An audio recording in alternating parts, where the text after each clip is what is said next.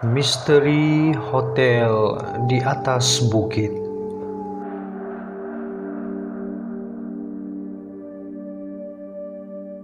Halo semua, bertemu lagi kita di channel Jabio Panggole. Semoga Anda semua sentiasa berada dalam keadaan yang sehat.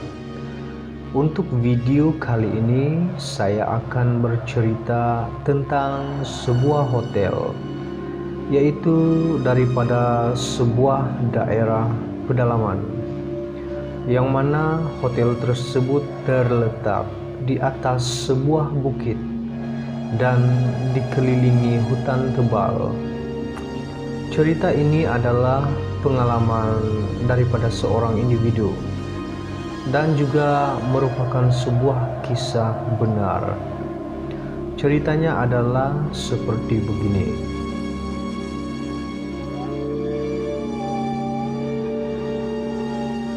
Saya bekerja di sebuah daerah yang terletak di negeri Sabah, dan saya sering dihantar oleh pihak atasan saya untuk menghadiri pelbagai mesyuarat dan juga kursus di pelbagai tempat sekitar negeri Sabah. Pada suatu masa itu, pihak atasan saya telah menghantar saya dan rakan sekerja saya untuk menghadiri sebuah kursus selama 2 hari 1 malam yang terletak di sebuah daerah yang tidak perlu saya sebutkan. Kursus tersebut sebenarnya bermula pada hari Isnin, namun saya dan rakan saya memutuskan untuk bergerak ke daerah tempat yang akan kami jalani kursus tersebut awal sehari, yaitu hari Ahad.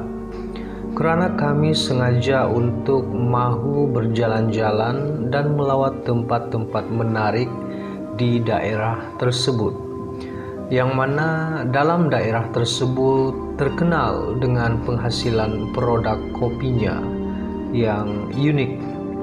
Kami hanya menggunakan sebuah kereta sahaja dan dipandu oleh rakan saya itu.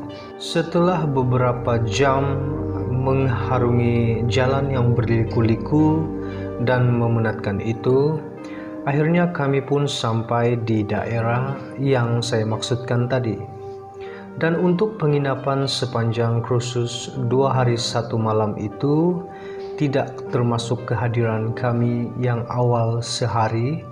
Sekiranya dihitung, sebenarnya kami berada di daerah tersebut selama 3 hari 2 malam. Dan kami diminta untuk mencari penginapan sendiri. Karena selepas daripada kursus itu, kami boleh membuat klaim daripada majikan atas perbelanjaan yang kami gunakan sepanjang berkursus. Saya dan rakan saya memutuskan untuk menginap di salah sebuah hotel yang terletak di atas bukit, karena ingin merasakan udara yang segar serta pemandangan flora dan fauna, sebab hotel tersebut dikelilingi dengan pemandangan hutan. Lalu kami pun setibanya di daerah tersebut terus bergegas ke hotel itu untuk tujuan check-in dan berehat sementara menunggu hari petang sedikit untuk berjalan-jalan di sekitar daerah tersebut. Setelah selesai urusan di kaunter, saya dan rakan saya naik ke bilik yang diberikan kepada kami itu, di mana kami hanya menyewa 1 bilik sahaja untuk 2 orang agar tidak berasa bosan berseorangan di dalam bilik nanti. Bilik yang diberikan kepada kami itu terletak di tingkat 3 dan nomor bilik kami pula ialah 333. Apabila sampai saja di bilik tersebut, rakan saya yang penat memandu itu terus berbaring dan tertidur karena kepenatan memandu sepanjang jalan tadi. Manakala saya hanya duduk menyusun dan mengeluarkan barang-barang daripada beg pakaian yang dibawa dari rumah. Sedang saya menyusun itu, saya terdengar daripada dalam bilik mandi kami, yaitu bunyi titisan air yang seakan-akan tidak kuat ditutup selepas digunakan. Saya pun bangun untuk ke bilik mandi tersebut untuk tujuan memeriksa dan mahu menutup semula pipe yang tidak ditutup kuat itu. Perlahan-lahan saya membuka pintu tersebut. Dalam keadaan yang gelap, kelihatan daripada dalam bilik mandi tersebut, tiba-tiba saya seperti ditiup angin pada bahagian muka, lalu terkejut sebentar kerana tiupan itu boleh dikatakan kuat juga. Namun saya tidak mengendahkannya dan terus membuka suis lampu bilik air tersebut. Tetapi tidak ada satu pipe pun yang menitiskan air ataupun tidak ditutup kuat. Daripada situ, bulu roma saya mula mengembang dan saya buat-buat tidak tahu sahaja, terus berjalan ke arah tilam dan berehat tidur untuk menghilangkan waktu menunggu petang hari. Apabila bangun sahaja daripada tidur, jam sudah menunjukkan pukul 4 petang dan saya cepat-cepat membangunkan kawan saya yang masih nyenyak berbaring tidur kerana masih kepenatan agaknya. Dia pun bangun dan duduk diam tanpa berkata apa-apa. Mungkin masih rasa mengantuk.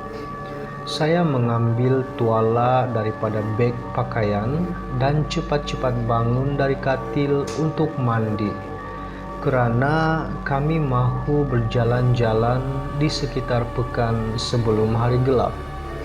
Masuk sahaja ke bilik mandi tersebut, saya agak hairan kerana dalam bilik mandi tersebut sudah terdapat sabun, Colgate, shampoo, dan lantai bilik mandi tersebut juga basah, seperti ada orang baru sahaja siap menggunakan bilik mandi itu. Padahal kawan saya tadi baru sahaja dikejutkan oleh saya untuk bangun daripada katilnya. Tanpa menghiraukan, saya terus mandi dengan cepat agar tidak kelewatan, kerana kawan saya yang seorang lagi itu akan menggantikan saya mandi selepas saya selesai.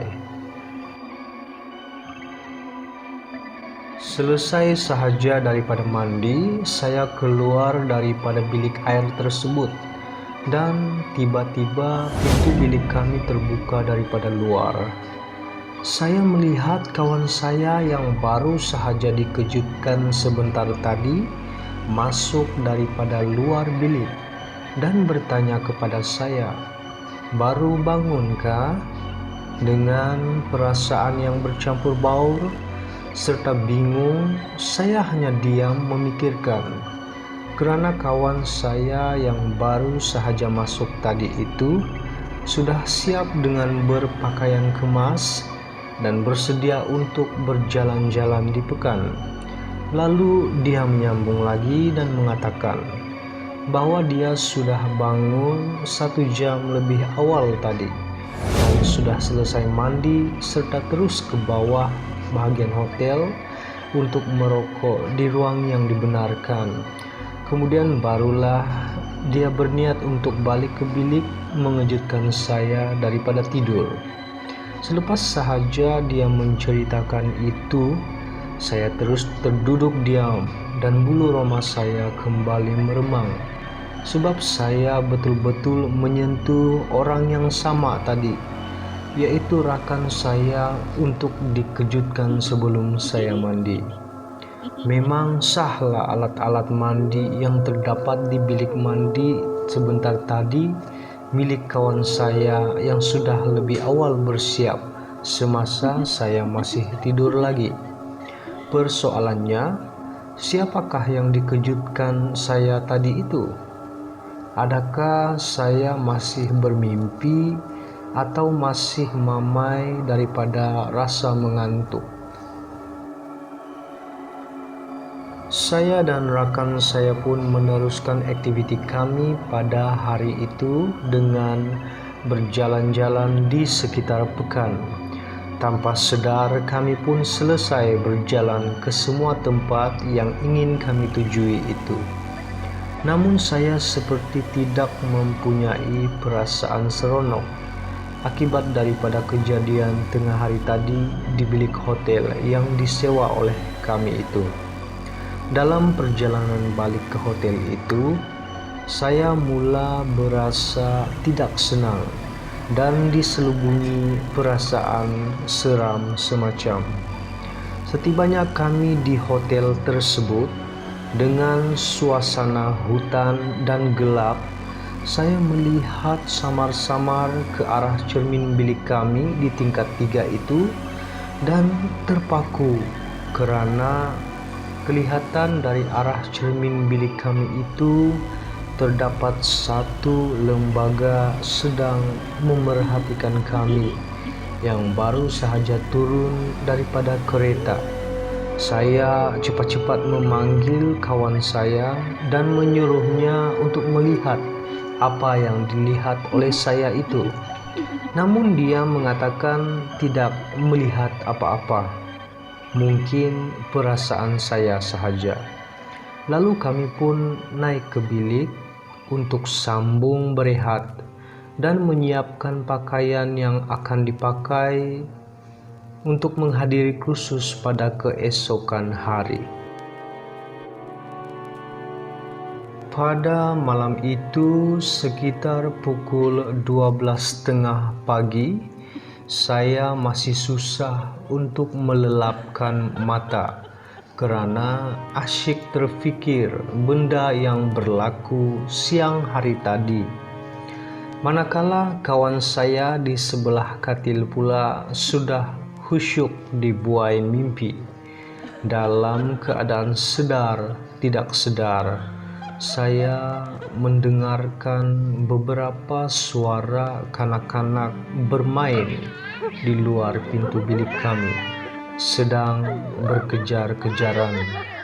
Saya pun heran, kenapa ada ibu bapa yang masih membenarkan anak-anak mereka bermain pada waktu sebegitu. Dalam pada itu, saya mula berasa pelik dan berfikiran yang bukan-bukan. Saya coba untuk melelapkan mata, namun sama sahaja tidak dapat untuk tidur. Tiba-tiba dengan kuat, selimut saya ditarik dan diangkat.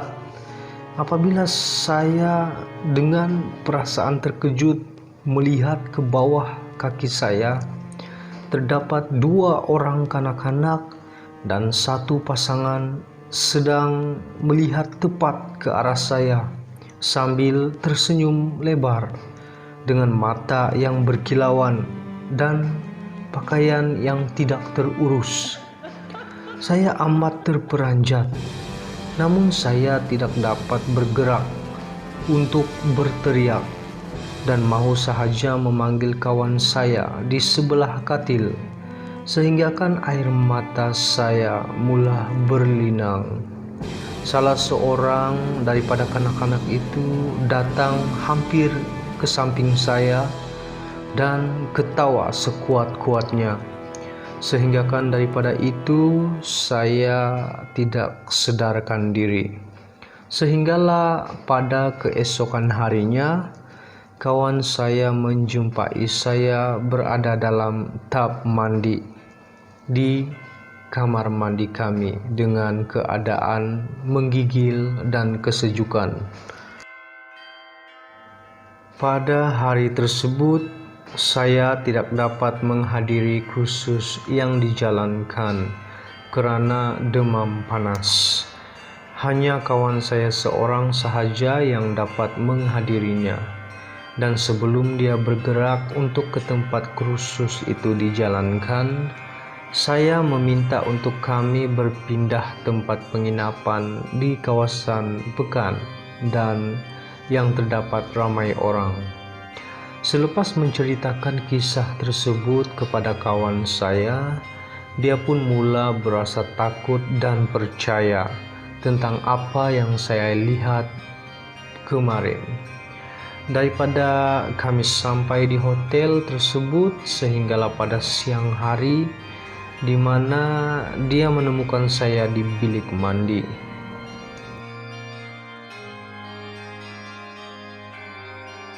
Hai semua, video yang saya ceritakan tadi merupakan kisah yang benar-benar berlaku pada tahun 2009 dan ianya belum ramai lagi yang mengetahuinya.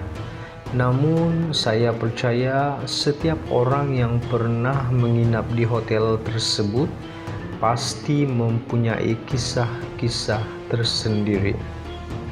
Semoga Anda semua yang mendengarkan cerita ini terus bersama dalam channel saya untuk menantikan lagi kisah-kisah benar daripada pelbagai sumber pada masa akan datang.